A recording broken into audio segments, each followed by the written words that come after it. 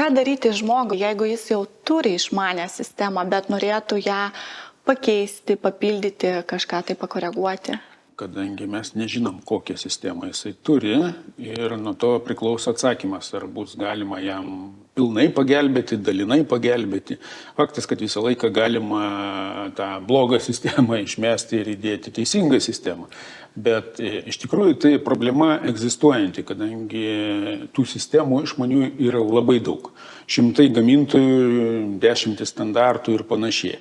Dažnai žmonės susigundo kažkuo labai madingu šiais metais populiarių sprendimų kažkokiu, kaip tas iš knygų pliaukšėjimas ten būdavo pas mus po filmo, kokio vis ateina žmonės ir klausia, reiškia, ar turit valdymą pliaukšėjimą. Sistemų yra tokių, kurios įdiegiamos ir gamintojai prapuola. Deja, bet ir pas mus atveža tokių sistemų egzotinių, kurios priklauso nuo vieno gamintojo.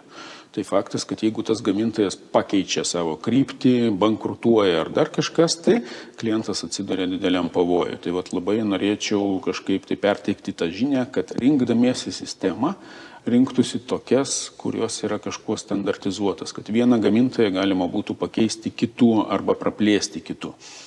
Nes tikrai per mūsų 20 metų darbo, 22 darbo yra dešimtis gamintojų, kurie bankrutavo ir jų klientai liko be aptarnavimo, be plėtimo.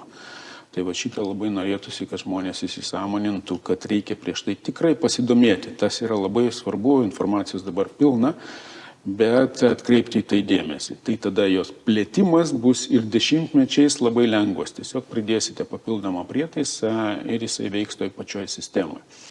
Bet nėra beviltiškų situacijų, net ir tokiuose sistemose, kurios ten jau bankrutavo, kažkokį tai prikelimą galima padaryti. Tam yra edukuoti, išmokinti diegėjai sistemų, kurie ateitų, įvertintų ir padarytų išvadas.